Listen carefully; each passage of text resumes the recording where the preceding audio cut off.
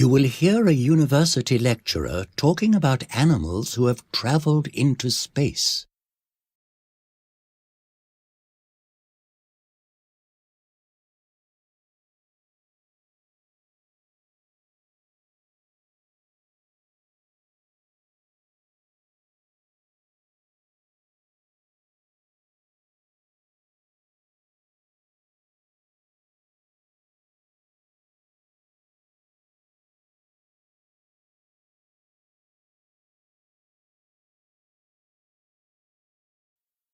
The space race is beginning to speed up once more as India and China join the USA, Europe and Russia in sending craft beyond the Earth's atmosphere.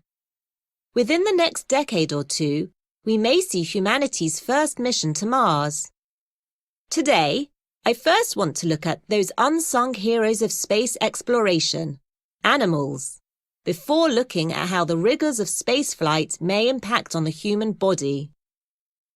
The dog Laika is well known for taking the first Earth orbit on the 3rd of November, 1957, almost 2.5 years before the first man with Yuri Gagarin's first orbit on the 12th of April, 1961. What is not well known is that the first animal, or should I say animals, that went into space was not a dog, but fruit flies.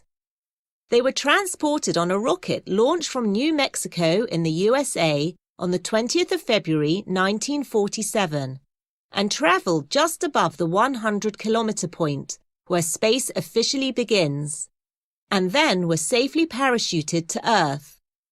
Because fruit flies have a similar genetic makeup to humans, scientists wanted to see if solar radiation had any effect on them.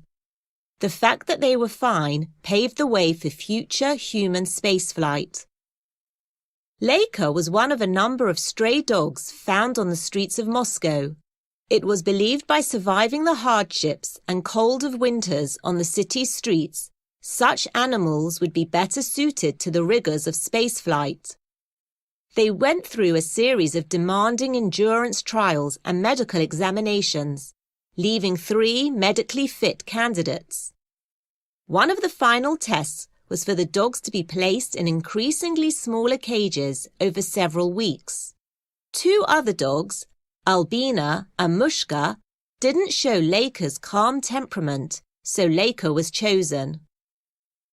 It was never intended that Laika should return to the Earth alive.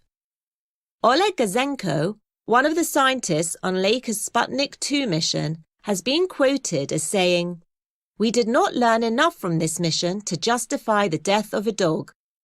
At the time, the National Canine Defence League in the UK called on all dog owners to observe a minute's silence for each day Laika was in space.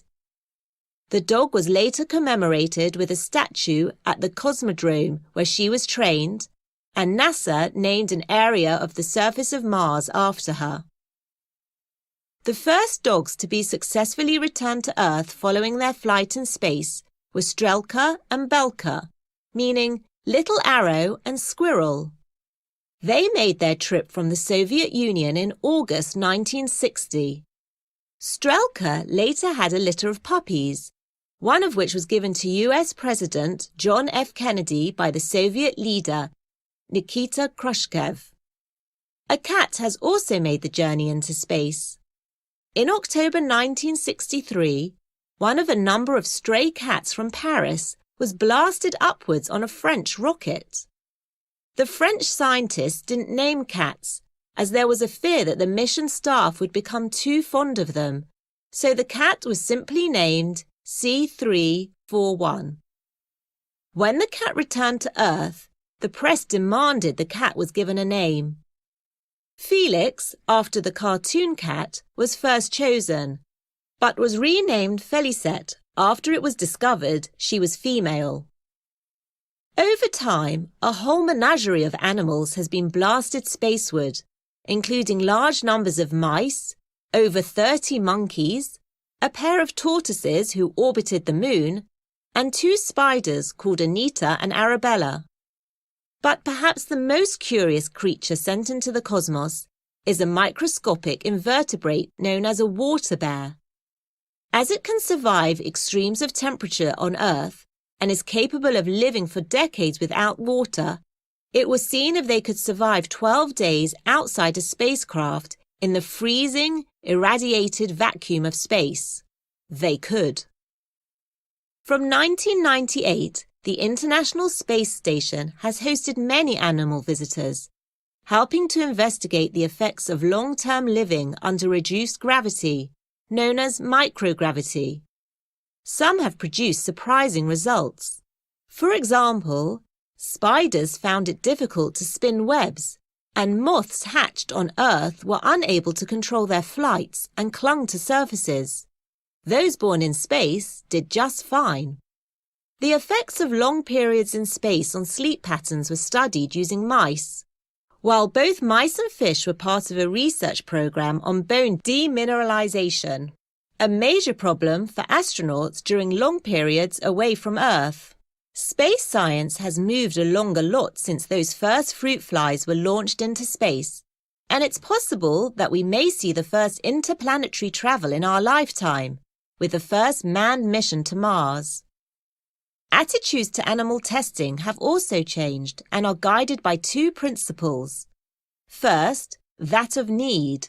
Can the use of animals be justified? The second is of morality, to keep suffering to a minimum and avoid fatalities. Nevertheless, animal studies have told us a lot about how space travel, especially prolonged space travel, may affect the human body. And that is what I'd like to consider now.